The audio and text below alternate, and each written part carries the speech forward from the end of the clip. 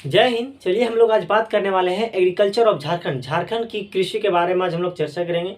तो फर्स्ट बात करते हैं कि झारखंड के कुल क्षेत्रफल का कितना परसेंट एरिया पर जो सो कृषि किया जाता है। तो वो 23% एरिया पर जो सो कृषि किया जाता है। कहने का मतलब है 100% भूमि है, 100% भूमि है, तो 23% एरिया पर जो सो कृषि उत्पादन किया जाता है।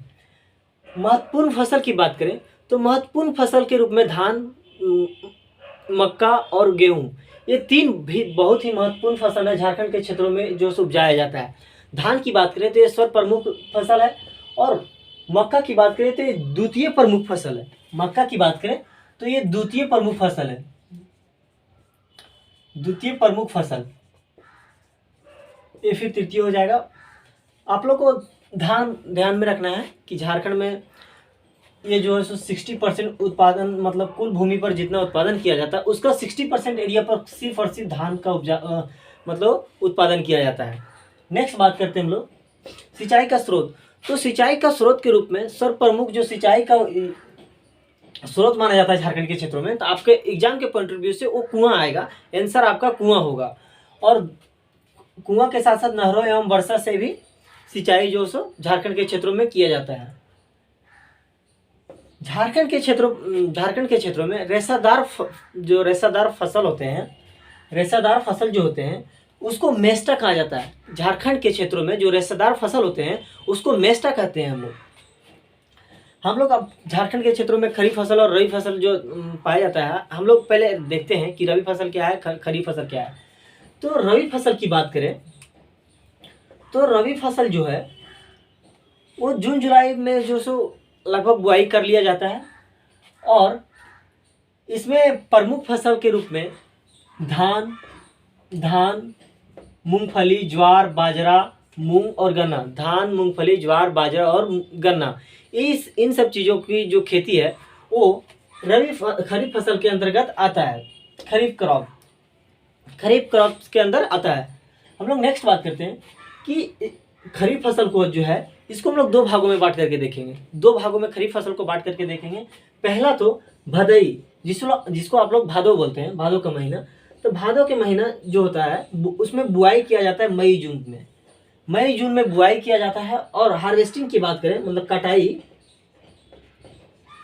हार्वेस्टिंग जो है सो अगस्त सितंबर के महीनों में जो सो कर लिया जाता है हार्वेस्टिंग।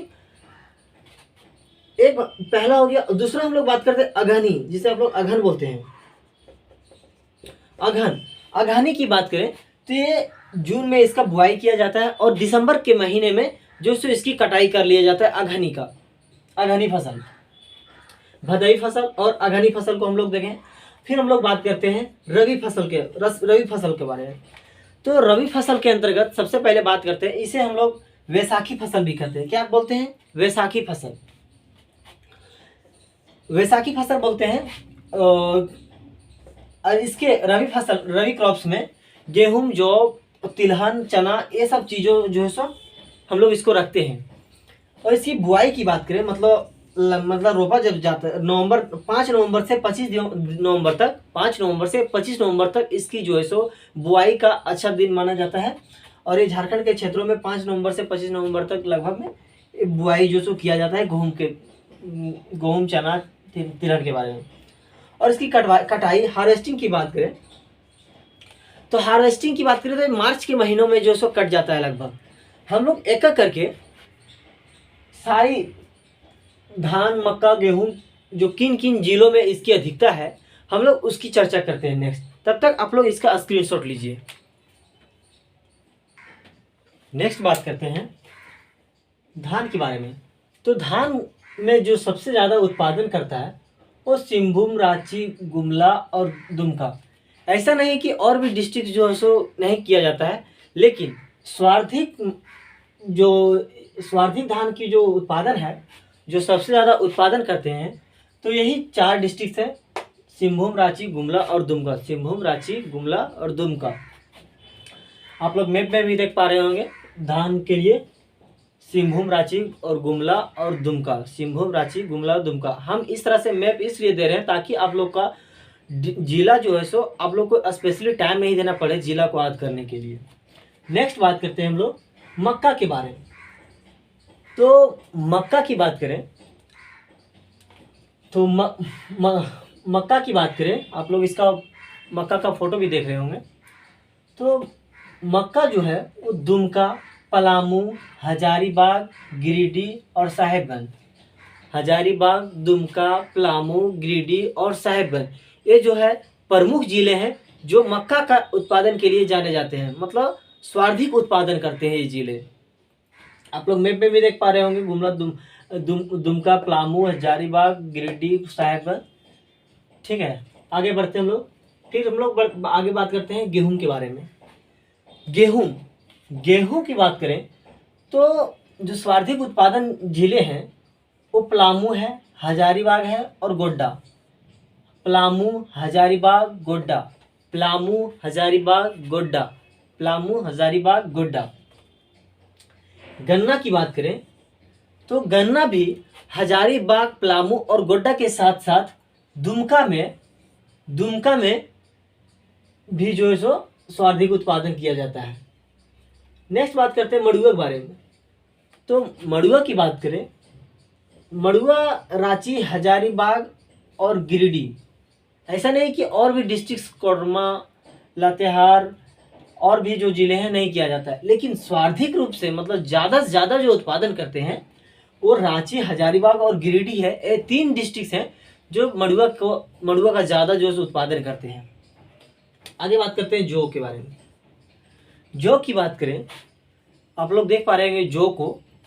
तो जौ की बात करें तो ये पलामू, साहेबगंज, हजारीबाग और सिंबू में पूर्वी सिंबू और पश्चिमी सिंबू दोनों, पलामू, साहेबगंज, हजारीबाग, सिंहभूम, पलामू, साहेबगंज, हजारीबाग और सिंहभूम। ज्वार बाजरा की बात करते हैं। आप लोग ज्वार बाजरा को देख पा रहे होंगे। ज्वार बाजरा की बात करें, यही है ज्वार बाजरा। तो ज्वार बाजरा की बात करें तो ये प्रमुख जिले जो सबसे ज़्यादा उत्पादन करते हैं ये हजारीबाग, रांची, सिंहभूम में पूर्वी सिंहभूम, पश्चिमी सिंहभूम दोनों, और संथाल परगना। आप लोग संथाल परगना को, जो साहेबगंज वाला डिस्ट्रिक्ट है, पाकुड़, गोड्डा, वो जो है आपका संथाल परगना वाला एरिया है। नेक्स्ट बात करें तिलहन। तिलहन के रूप में एकमात्र जिला जो है जो सर्वाधिक उत्पादन करता है तिलहन में भी वो भी सरसों का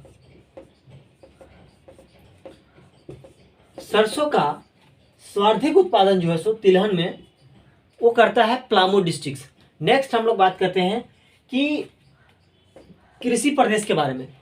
तो कुल 8 मतलब कृषि प्रदेश की बात करें तो झारखंड के कृषि प्रदेशों को कुल 8 भागों में बांट करके हम लोग को देखना है। झारखंड के कितने कृषि प्रदेश भी देखना है? 8 कृषि प्रदेश के रूप में 8 भागों में हम लोग बांट करके देखेंगे कृषि प्रदेश को, डिस्ट्रिक्ट बाय, मतलब अच्छा से हम लोग देखते हैं।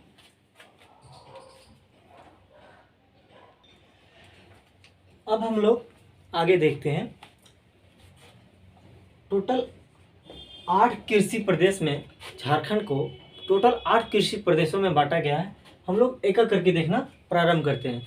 आप लोग पहले देख लीजिए कि रफली 8 जो कृषि प्रदेश है वो आपको मैप में दिख रहा होगा, 8 कृषि प्रदेश।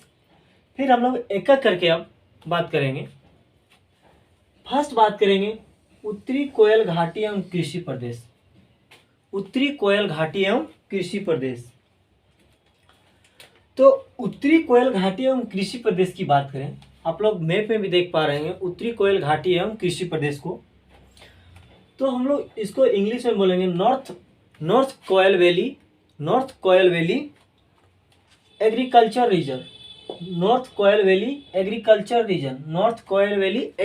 रीजन हम लोग इंग्लिश में इसकी बात करें। इसका आप लोग नक्शा देख पा रहे हैं। अब हम लोग बात करते हैं इसके अंतर्गत आने वाले डिस्ट्रिक्ट्स। तो पलामू, गढ़वा, हजारीबाग और चतरा। पलामू, गढ़वा, हजारीबाग और चतरा, ये आप मैप में भी देख रहे होंगे कि उत्तरी कोयल की घाटी एवं कृषि प्रदेश के अंतर्गत जो आता है। नेक्स्ट बात करते हैं दामोदर घाटी कृषि प्रदेश। इंग्लिश में हो जाएगा Damodar valley agriculture region, Damodar valley agriculture region. तो आप दामोदर वैली एग्रीकल्चर रीजन को मैप में देखिए, ध्यान से देखिए आप। और इसके अंतर्गत आने वाला डिस्ट्रिक्ट की बात करें, मतलब एरिया की बात करें, क्षेत्र की बात करें, तो पूर्वी लातेहार, पूर्वी लातेहार, पूर्वी लातेहार, दक्षिणी चतरा, दक्षिण की ओर जो चतरा है वो दक्षिण साइड वाला, दक्षिणी हजारीबाग, दक्षिणी हजारीबाग, और बोकारो के साथ साथ धनबाद, बोकारो धनबाद, बोकारो धनबाद। अब नेक्स्ट बात करते हैं निचली स्वर्ण रेखा घाटी कृषि प्रदेश, निचली स्वर्ण रेखा घाटी कृषि प्रदेश, लोअर स्वर्ण रेखा एग्रीकल्चर रीजन, लोअर स्वर्ण रेखा एग्रीकल्चर रीजन। आप लोग देख रहे होंगे लोअर स्वर्ण रेखा एग्रीकल्चर रीजन को। तो इसका क्षेत्र की बात करें तो पूर्वी सिंहभूम, पूर्वी सिंहभूम, सरायकेला खसरावा, पूर्वी सिंहभूम और सरायकेला खसरावा, पूर्वी सिंहभूम सरायकेला खसरावा जो है वो निचली स्वर्ण रेखा घाटी कृषि प्रदेश के अंतर्गत आता है।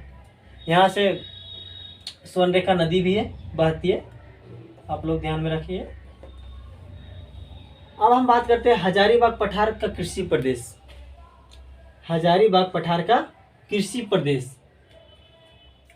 तो हजारीबाग पठार के अंतर्गत आप देख पा रहे होंगे मैप में हजारीबाग का पठार।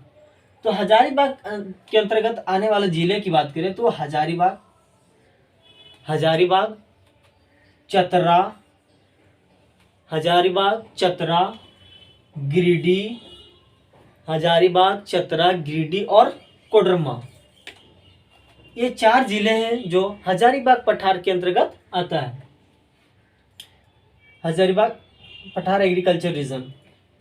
हम लोग नेक्स्ट बात करते हैं राजमहल की पहाड़ी एवं सीमावर्ती क्षेत्रों का कृषि प्रदेश, राजमहल की पहाड़ी एवं सीमावर्ती कृषि प्रदेश की बात करें तो आप देख पा रहे होंगे कि राजमहल वाला जो एरिया है ये आपका कृषि प्रदेश हुआ, राजमहल पहाड़ी से सीमावर्ती कृषि प्रदेश।